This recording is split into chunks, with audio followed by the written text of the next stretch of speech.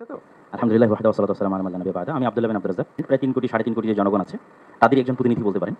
তো এই মোটামুটি সংক্ষিপ্ত পরিচয়। আমার কথা হচ্ছে আজকে যে বিষয়টি নিয়ে এখানে আমরা আলোচনায় বসেছি, এটির যদি আমরা মূলে হাত না দিই, আসল জায়গায় যদি হাত না দিই তাহলে এটিকে সমাধান করা সম্ভব নয়। বাংলাদেশে যে সকল ধর্মের মধ্যে সম্প্রীতি বিরাজ করে তার সবচেয়ে বড় উদাহরণ হচ্ছে সাইফুল ইসলাম আলিফ হত্যার পরও বাংলাদেশে কোথাও কোনো প্রকার দুর্ঘটনা সংঘটিত হয়নি। এবং সকল আলেম ওলামা নিজ নিজ জায়গা থেকে, আমি আমার জায়গা থেকে, সকল জ্ঞানীগুণী আলেম ওলামা নিজ জায়গা থেকে ফেসবুকে বক্তব্যে সবাইকে শান্ত থাকার আহ্বান করেছে। সুতরাং আমাদের দেশে সাম্প্রদায়িক সম্প্রীতি আছে, এ কথা শতভাগ সত্য। তারপরও আমাদেরকে বসতে হচ্ছে কেন? ওই জায়গায় আমাদের হাত দিতে হবে। আমরা আসলে ভূ রাজনৈতিক আন্তর্জাতিক রাজনীতির শিকারে পরিণত হয়েছি। এই জায়গায় যদি আমরা সমাধান করতে চাই তাহলে আমাদেরকে লক্ষ্য রাখতে হবে বড়। লক্ষ্য বড় রাখলে স্যার আপনার জন্য এটি সমাধান করা সুবিধা হবে। সেই বড় লক্ষ্যটি হচ্ছে প্রকৃত অর্থে আমাদের পার্শ্ববর্তী দেশে সংখ্যালঘুরা নির্যাতিত। পৃথিবীর ইতিহাসে কোথাও এখন পর্যন্ত কোনো ইবাদতখানা এভাবে ভাঙা হয়নি যেভাবে আগামী ৬ নভেম্বর শুক্রবারের দিন বাবরি মসজিদ আজ থেকে ৫০ বছর পূর্বে ভাঙা হয়েছে। পুলিশ হেফাজতে যেভাবে মুসলিমদের হত্যা করা হয়েছে, মুসলিম এমপিকে, রানিং এমপিকে, এভাবে কোথাও হয়নি। এরকম আরও অসংখ্য ঘটনা আছে যেটা আমাদের পার্শ্ববর্তী দেশে প্রকৃত অর্থে সংখ্যালঘুরা নির্যাতিত।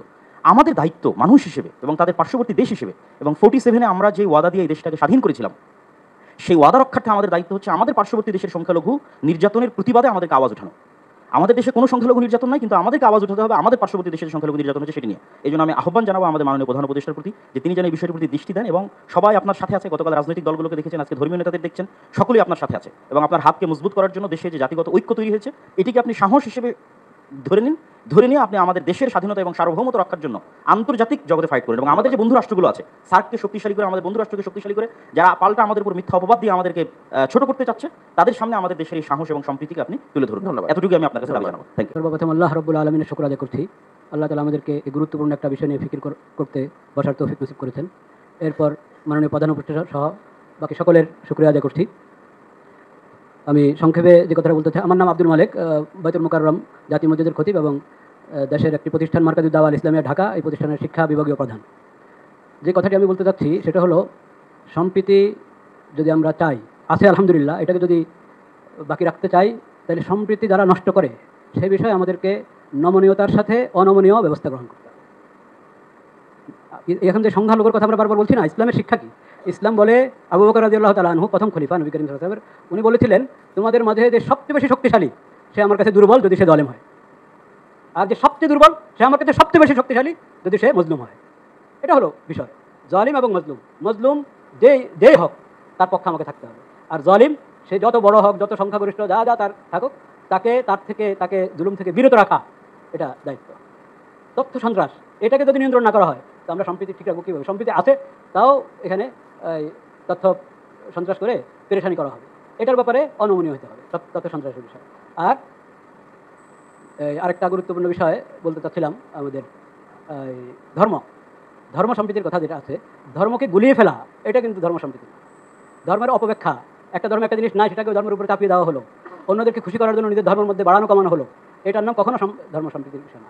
প্রত্যেক জিনিসকে স্ব জায়গায় রাখতে হবে, এবং স্ব জায়গায় রাখলেই যথাযথ ফায়দা আমরা পাবো। আল্লাহ তাআলা আমাদেরকে তৌফিক। ছোট একটা ঘটনা বলবো, আমি আসলে বক্তৃতা করবো না। 5ই আগস্টের পরে আমাদের ছাত্র শিক্ষকরা অমুসলিমদের উপাসনালয়গুলো পাহারা দিচ্ছিল। ঢাকেশ্বরী মন্দির লালবাগের ঠিক পাশে, এটা একটা ওদের কেন্দ্রীয় মন্দিরের মতো। তো একদিন সেখানে ভিজিটে গেলাম যে ছেলেরা ঠিকমতো দায়িত্ব পালন করতেছে কিনা। ভেতরে গিয়ে দেখি হিন্দু সম্প্রদায়ের লোকদের মধ্যে দুটো গ্রুপ তৈরি করে মন্দিরের দুই পাশে যুদ্ধ করবে এই অবস্থায় আছে। সঙ্গে সঙ্গে ছেলেদের বললাম তোরা বাইরে থেকে পাহারা দাও। একটু পরে ওরা দুই গ্রুপ মিলে ভিতরে মারামারি করবে আর বলবে যে এই হুজুরের বাইরে থেকে সে মারামারি করেছে।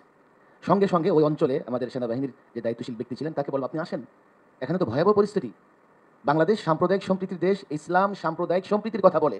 এদেশে সাম্প্রদায়িক ঝামেলা কেন থাকবে? থাকতেই পারে না। ওনারাও বলছেন এই কথা। প্রতিদিন বাংলাদেশের 3টা 4টা এক একজন আলেম এখানে 10-20 হাজার লোকের সামনে বক্তৃতা করে। যেখানেই যাচ্ছি সংখ্যালঘু অমুসলিম ভাইদের সঙ্গে বসছি, কেউ অভিযোগ করছে না। মূলত পাবলিক টয়লেট থেকে পার্লামেন্ট পর্যন্ত সর্বত্র ফেসিবাদ প্রতিষ্ঠা করেছে পলাতক সরকার।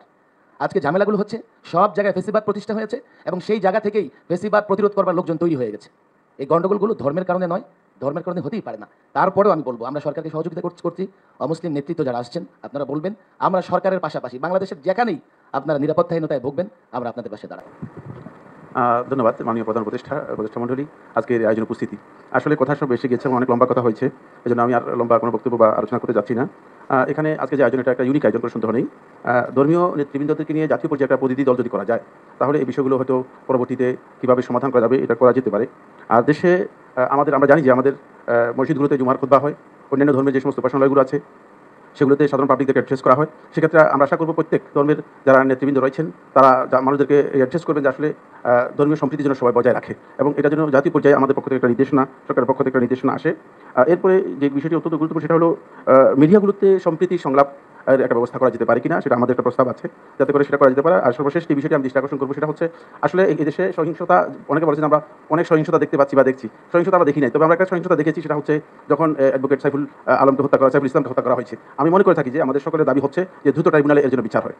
অনেক ধন্যবাদ। বলতে চাইছিলেন। বিসমিল্লাহির রহমানির রহিম। গণপ্রজাতন্ত্রী বাংলাদেশ সরকারের প্রধান উপদেষ্টা, আপনাকে অসংখ্য ধন্যবাদ আজকে বিভিন্ন ধর্মের এবং শীর্ষস্থানীয় ওলামায়ে কেরামকে একসাথে করে এখানে আলোচনার সুযোগ দেওয়ার জন্য। কথাবার্তা সকলেই বলেছেন, আমি শুধু একটা কথা স্মরণ করে দিতে চাই।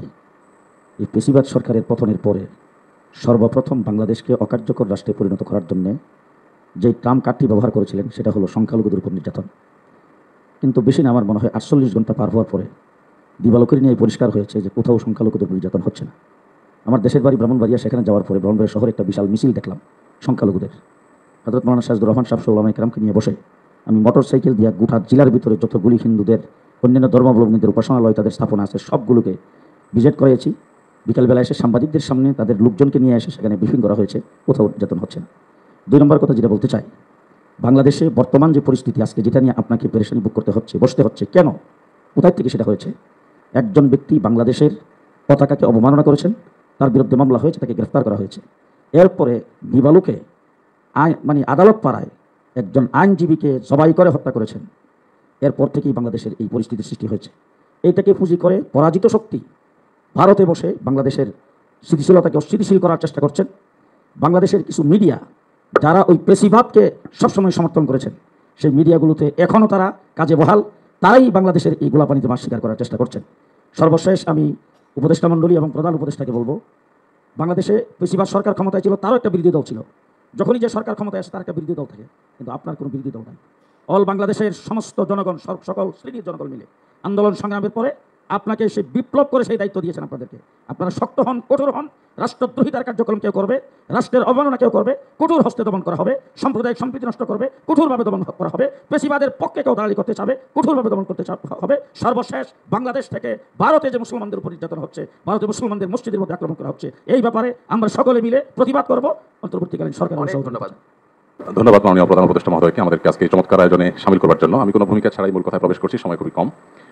আমাদের ছোট্ট এবং ক্ষুদ্র বাংলাদেশে ছোট বড় অনেক সমস্যা আমাদের আছে।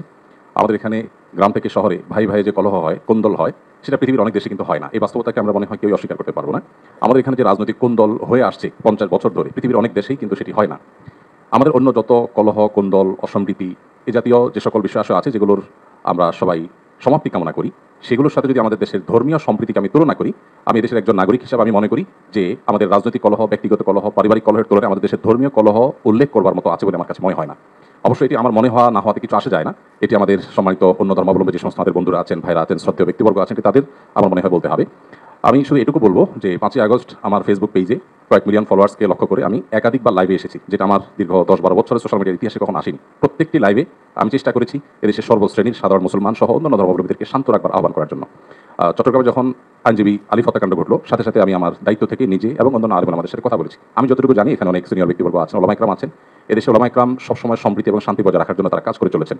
এবং আমার জানা মতে ওলামা ইকরাম রিনাউন্ড কোনো আলেম কখনো অন্য ধর্মাবলম্বীদের কোনো প্রকার শান্তি বিঘ্ন সৃষ্টি করার মতো কোনো কাজ, কোনো আহ্বান, কোনো উদ্যোগ তারা কখনো নিয়েছেন বলে আমার জানা নেই। পৃথিবীর অনেক দেশে যারা আমাদেরকে সকাল বিকাল নসিহত করেন, আমি তাদের প্রতি শ্রদ্ধা রেখে বলছি, সেখানে যেরকম আমরা দেখি দলে দলে মানুষ গিয়ে বিভিন্ন ধর্মাবলম্বীদের উপাসনালয়ে হামলা করে, আমাদের দেশে বিচ্ছিন্ন ঘটনা ঘটে না আমি তা বলবো না, তবে রিনাউন্ড ওলামা ইকরাম অত্যন্ত দায়িত্বশীল এবং দায়িত্বশীলতার পরিচয় তারা দিয়ে থাকেন। আমার মনে হয় এই জিনিসটা আমাদের অব্যাহত গতিতে এগিয়ে নিয়ে যেতে হবে। আমি আমাদের অন্য ধর্মাবলম্বী যে বন্ধুরা আছেন, ভাইরা আছেন, তাদেরকে বলবো প্রপাগান্ডে আমরা যেন কোনোভাবে কান না দিই। আপনারা যদি কখনো সমস্যা বোধ করেন, আমি ব্যক্তিগতভাবে বলতে পারি আমার কথা, 5ই আগস্টে একটি হিন্দু পরিবার একজন মেজরের মাধ্যমে আমার সাথে যোগাযোগ করেছিলেন। আমি আমার সাধ্য অনুযায়ী তাদের নিরাপত্তার জন্য আমাদের যে সমস্ত ভাই বন্ধু আছে তাদের দিয়ে খুলনার একটি জায়গায় আমি ব্যবস্থা করেছি। আমার মনে হয় বাংলাদেশের যত বড় মাদ্রাসা আছে এখানে সব নেতৃত্বশীল ওলামা ইকরাম আছেন। আপনারা যদি কখনো কোনো মাদ্রাসায় গিয়ে বলেন যে আমাদের নিরাপত্তা বোধহয় আমরা ভয়ের মধ্যে আছি, নিরাপত্তাজনিত শঙ্কায় আছি, আমার মনে হয় আমাদের আইনশৃঙ্খলা রক্ষাকারী বাহিনী যেরকম আপনাদের পাশে দাঁড়াবে, ওলামা একরাম তাতে ন্যূনতম কার্পণ্য করবে না। যেভাবে পুজোর সময় মাদ্রাসার ছেলেরা মন্দিরগুলোকে পাহারা দিয়েছে, আমার মনে হয় পৃথিবীতে একটা বিরল একটা দৃষ্টান্ত, এবং এটি কিন্তু আমাদেরকে আশা জাগায়। আমি আশা করব যে আমরা কোনো প্রপাগান্ডায় পা দেবো না, এবং আমরা মিলেমিশে আমাদের প্রিয় স্বদেশকে গড়ে তুলবো। আমরা যে ধর্মে বিশ্বাসী হই না কেন, প্রিয় স্বদেশটা আমাদের সকলের, আমাদের স্বদেশে কোনো কালিমা লাগুক আমরা চাই না। আমরা সকলের সম্মিলিতভাবে ঐক্যবদ্ধ থাকতে চাই, ঐক্যবদ্ধ রাখতে চাই। আমরা যদি সবাই ঐক্যবদ্ধ থাকি তাহলে আমাদের দেশটি ভালো থাকবে, আমরা ভালো থাকবো। আমি আশা করছি আমাদের ঐক্যকে কেউ চির ধরাতে পারবে না, এবং এক্ষেত্রে আমাদের সীসাডালা প্রাচীরের মতো চলতে হবে। আমাদের কোনো সমস্যার জায়গা থাকলে অবশ্যই আপনারা বলবেন, আমরা সেই জায়গাটাকে সংশোধন করবো, কিন্তু আমরা আমাদের প্রিয় স্বদেশকে সমৃদ্ধ দেখতে চাই, মাথা উঁচু করে দাঁড়াতে পারে সেরকম দেখতে চাই। আমাদের তরুণরা আমাদেরকে যে নতুন বাংলাদেশ এনে দিয়েছেন, তারা নেতৃত্বে যে নতুন বাংলাদেশ এগিয়ে যাচ্ছে, এই অগ্রযাত্রাকে কোনো শক্তি যেন থামাতে না পারে। আমার মনে হয় ধর্ম বর্ণ নির্বিশেষে আমাদের প্রত্যেকেরই ঐক্যবদ্ধ থাকার, ঐক্যের শপথ নেওয়ার সময় এখন সবচেয়ে গুরুত্বপূর্ণ। সে বিষয়টি আমি সবার নজরে এনে আমি আমার বক্তব্য শেষ করছি। ধন্যবাদ সবাই।